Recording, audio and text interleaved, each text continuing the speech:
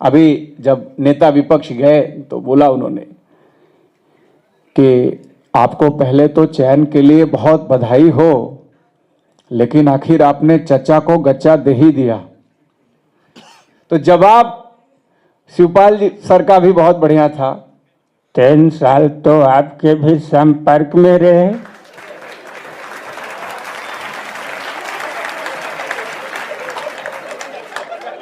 तो गच्चा तो आपने भी दे दिया।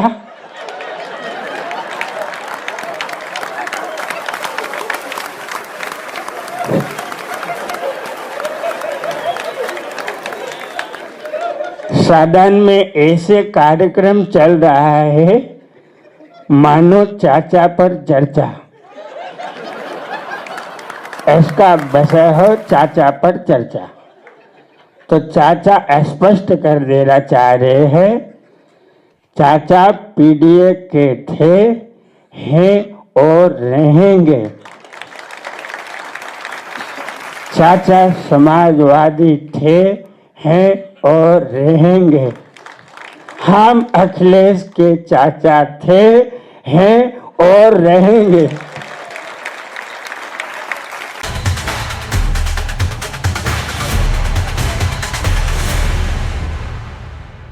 साथियों, आज काशी होकर जो भी जाता है वो यहाँ के इंफ्रास्ट्रक्चर की, यहाँ की सुविधाओं की बहुत प्रशंसा करता है।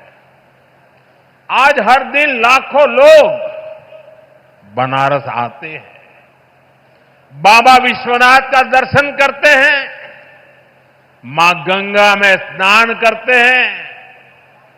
हर यात्री कहता है बनारस बहुत बदल गया है। कल्पना कीजिए, अगर काशी की सड़कें, यहां की रेल और एयरपोर्ट की स्थिति 10 साल पहले जैसी रहती तो काशी की हालत कितनी खराब हो गई होती। पहले तो छोटे छोटे त्योहारों के दौरान भी जाम लग जाता था। जैसे किसी को चुनार से आना हो और शिवपुरी जाना हो, पहले उसको पूरा बनारस घूमकर, जाम में फंसकर, धूल धूप में तपकर जाना पड़ता था। अब फुलवरिया का फ्लाईओवर बन गई हो।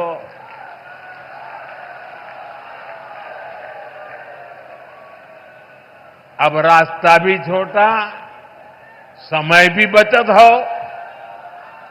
जीवन भी राहत में हो।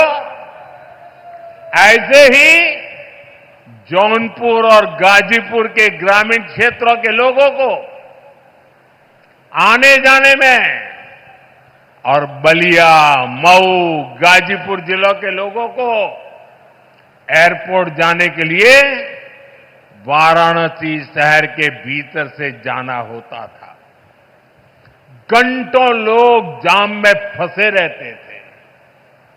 अब रिंग रोड से कुछ ही मिनट में लोग इस पार से उस पार पहुंच जाते हैं। साथियों,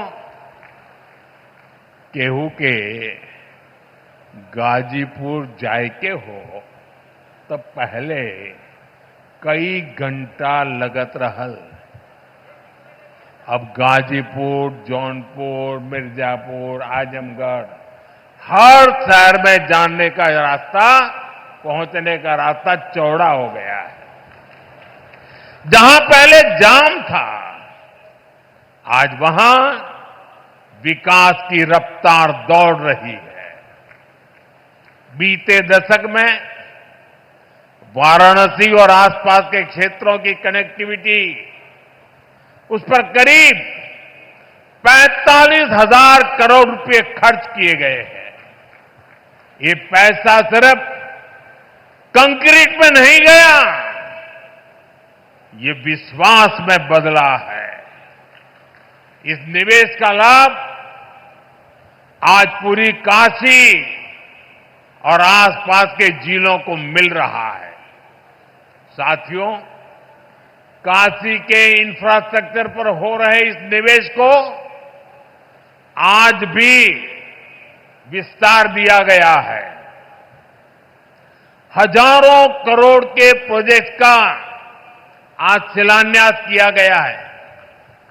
हमारा जो लाल बहादुर शास्त्री एयरपोर्ट है, उसके विस्तारीकरण का काम तेजी से चल रहा है। जब एयरपोर्ट बड़ा हो रहा है तो उसको जोड़ने वाली सुविधाओं का भी विस्तार जरूरी था। इसलिए अब एयरपोर्ट के पास 6 लेन की अंडरग्राउंड टनल बनने जा रही है। आज भदोही, गाजीपुर और जौनपुर के रास्तों से जुड़े प्रोजेक्ट पर भी काम शुरू हुआ है। भिखारीपुर और मंडुवाड़ी पर फ्लाईओवर की मांग लंबे समय से हो रही थी। हमके खुशी हो कि इहो मांग पूरा हो जात हो। बनारस शहर और सारनाथ को जोड़ने के लिए नया पुल भी बनने जा रहा है। इससे एयरपोर्ट और अन्य जनपदों से सारनाथ जाने के लिए शहर के अंदर जाने की जरूरत नहीं पड़ेगी। साथियों, अगले कुछ महीनों में जब ये सारे काम पूरे हो जाएंगे, जो बनारस में आवाजाही और भी आसान होगी, रफ्तार भी बढ़ेगी और कारोबार भी बढ़ेगा। इसके साथ साथ कमाई दवाई के लिए बनारस आने वालों को भी बहुत सुविधा होगी।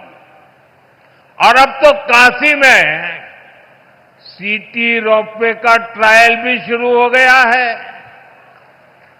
बनारस अब दुनिया के चुनिंदा ऐसे शहरों में होगा जहां ऐसी सुविधा होगी।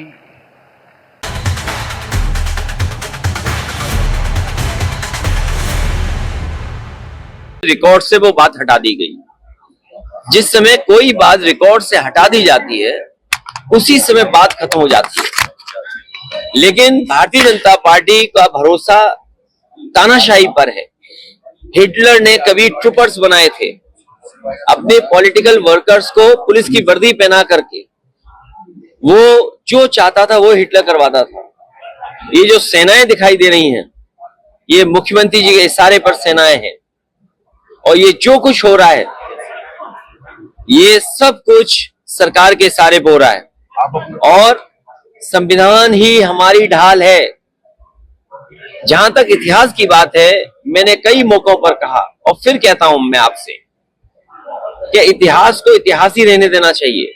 अगर इतिहास खुशहाली के रास्ते पे ना ले जा सके, इतिहास हमें अगर जोड़ने के लिए तैयार ना हो किसी घटना की वजह से, इतिहास अगर हमें उलझाता है, तो इतिहास को इतिहास ही रहने देना चाहिए।